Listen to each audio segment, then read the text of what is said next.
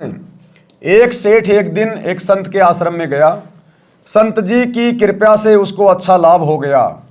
वह सेठ सेव संतरों केलों का बड़ा थैला भरकर गया। संत जी ने एक टोकरे में डाल दिए जिसमें फल प्रसाद रखते थे। सेठ 2-3 दिन बाद गया तो टोकरा फलों से भरा था। कुछ प्रसाद संत ने भक्तों को बांट दिया, कुछ भगत फल प्रसाद लाए, वह टोकरे में डाल दिया। सेठ ने संत से कहा कि महाराज आप फल क्यों नहीं खाते? संत जी बोले कि मेरे को मौत दिखाई देती है। संत ने क्या कहा कि भैया मेरे को तो मेरी मौत दिखाई देती है, मेरे को तो कुछ भी अच्छा नहीं लगता। जैसा रूखा सूखा मिल रहा है मैं तो खा रहा हूं भैया, मेरे लिए तो वो रूखा सूखा भी फल फ्रूट ही है। कि महाराज आप फल क्यों नहीं खाते? संत जी बोले कि मेरे को मौत दिखाई देती है, इसलिए खाया नहीं जाता। सेठ ने पूछा महाराज कब जा रहे हो संसार से? अब सेठ जी ने सोचा कि हो सकता है महाराज जी की मौत नज़दीकी होगी, 10-15-20 दिन बाद में दिखाई दे रही होगी, क्योंकि साधु संत लोग हैं, हो सकता है इसकी दिव्य दृष्टि खुली हो, तो हो सकता है महाराज जी के जाने का समय अभी नज़दीक है, कोई 2-4-5-10 दिन में, जिस कारण से महाराज जी उदास हो रहे, कुछ खा पी नहीं रहे। सेठ ने पूछा महाराज कब जा रहे हो संसार से? संत जी बोले आज से 40 साल बाद मेरी मृत्यु होगी। सेठ बोले हे महाराज यो तो सबने मरना है, फिर क्यों डरना? ये भी कोई बात हुई? इस तरह तो आम आदमी भी नहीं डरता, आप क्या बात कर रहे हो? सेठ जी दूसरे तीसरे दिन आए और इसी तरह की बात करे। उस नगरी का राजा भी उस संत जी का भगत था। अब उस संत ने देखा ये सेठ तो रोजाना आता है, ये तो इसी प्रकार से मेरे को डिस्टर्ब कर रहा कि मरना तो सब नहीं है, किसने देखा है फलाना दिखना, खाओ पियो ऐश करो, मरना तो सब नहीं है। तो संत ने देखा कि ये तो तीसरे दिन आके बैठ जाता है और ये तो यही बातें करता है, मेरे भजन में ये तो भंग कर रहा है। तो उस नगर का जो राजा था वो भी संत का भगत था। तो संत जी ने क्या किया, उस नगरी का राजा भी उस संत जी का भगत था। संत जी ने राजा से कहा कि आपकी नगरी में किरोड़ी मल सेठ है, चंदन की लकड़ी की दुकान है, उसको फांसी की सजा सुना दो और 1 महीने बाद चांदनी 14 को फांसी का दिन रख दो। जेल में सेठ की कोठड़ी में फलों की टोकरी भरी रहे तथा दूध का लोटा 1 शेर का भरा रहे। खाने में खीर हलवा पूड़ी वहां रख देना उसके साथ में।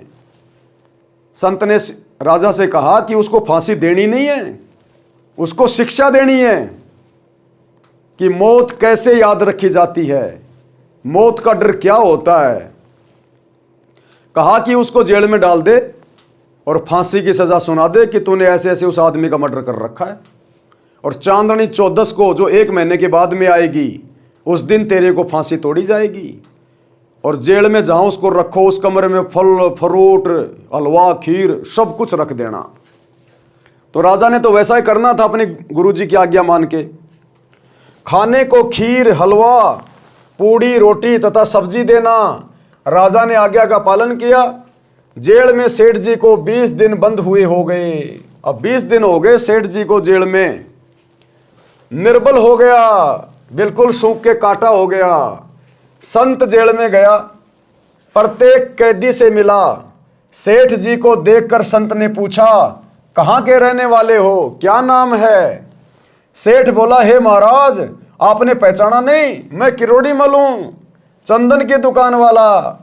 संत जी बोले अरे किरोड़ी मल तू इतना दुर्बल कैसे हो गया, कुछ खाते पीते नहीं? अरे फलों की टोकरी भी भरी है, दूध का लोटा भी भरा है, अरे थाली में हलवा खीर रखी है। सेठ जी बोले हे महाराज मौत की सजा सुना रखी है, कसम खाकर कहता हूं कि मैं निर्दोष हूं, बचा लो महाराज, मेरे छोटे छोटे बच्चे हैं। संत जी बोले भाई मरना तो सब नहीं है, फिर क्या डरना, खा पी मौज कर। सेठ जी ने सलाखों में से हाथ निकालकर चरण पकड़ लिए और बोला बचा लो महाराज, कुछ ना खाया पिया जाता, चांदनी 14 दिखस है कि मुझे तो मेरा मौत का दिन दिखाई दे रहा है, वो चांदनी 14 दिखाई दे रही है जिस दिन मेरे को फांसी तोड़ी जाएगी।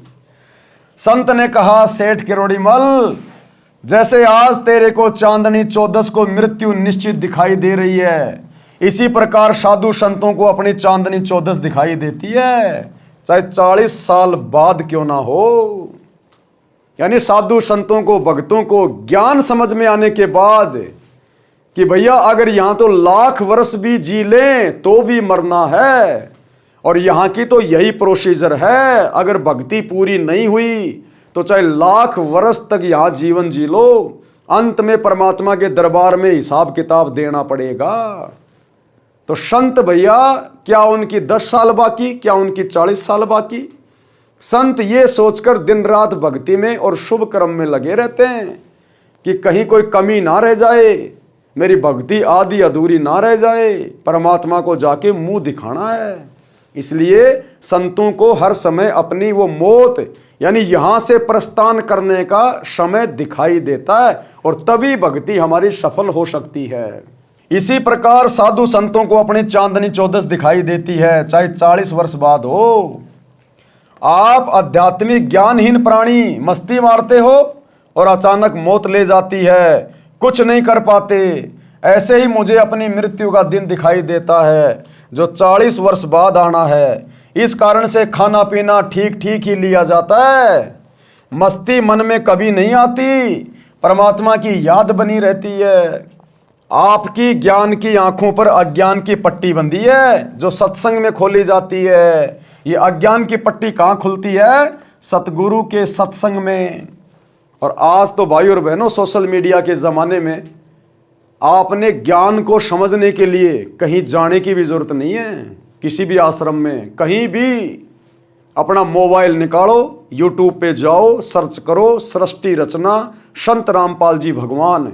पहले महीना 2 महीना ज्ञान को अच्छे से समझ लो, उसके बाद उपदेश लेने के लिए जहां सतगुरु बैठा है वहां जाकर उपदेश ले लो, और फिर सतगुरु के अनुसार आगे अपना धर्म कर्म करो, तब ये हमारी बात बनेगी।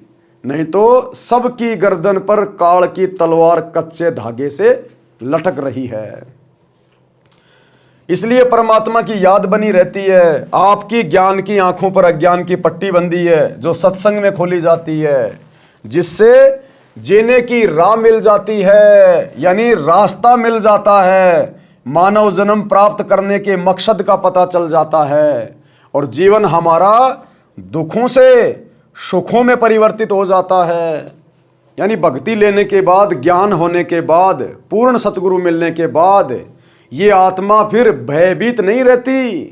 फिर इस आत्मा को मौत का उतना भय नहीं होता, क्योंकि सतगुरु की शरण में आने के बाद हमें पता चल जाता है कि अगर मर्यादा में रह के भक्ति करूंगा, शुभ कर्म करूंगा, तो सतगुरु मेरे जीवन में आने वाले हर प्रकार के संकटों को टाल सकता है। मेरे ऊपर ऐसी कोई विशेष आपत्ति, परेशानी, दुख नहीं आने देगा जिससे मेरी भक्ति में कोई बाधा उत्पन्न हो जाए। और जब मेरी मौत का समय आएगा, उस समय भी मैं दुनिया वालों की तरह, ज्ञानहीन लोगों की तरह, भक्तिहीन आम समाज के लोगों की तरह, जो केवल सारा जिंदगी 2 रुपए कमाने में लगे रहते हैं, उन लोगों की तरह मैं एक्सीडेंट में नहीं मरूंगा तड़प तड़प के, किसी बीमारी से हॉस्पिटल में नहीं मरूंगा तड़प तड़प के, मेरे साथ में कोई छलबल नहीं हो सकता, कोई भूत प्रेत मुझे परेशान नहीं कर सकता, मेरे ऊपर किसी भी प्रकार का कोई जंतर मंत्र काम नहीं कर सकता, क्योंकि मैं सतगुरु की शरण में हूं। मैं जब चाहूंगा उस समय मेरा गुरु मेरा शरीर छुड़वाएगा। तो संत फिर मृत्यु को लेकर भी आश्वस्त हो जाते हैं, लेकिन शुभ कर्म, दान धर्म और भक्ति अपनी मौत वाले दिन को ध्यान में रखकर करते रहते हैं कि एक दिन वो आएगा जब मुझे जाना पड़ेगा। अगर बकवाद करूंगा तो 84 में जाऊंगा, भक्ति करूंगा तो सतगुरु के साथ विमान में बैठ के उसके सतलोक में जाऊंगा।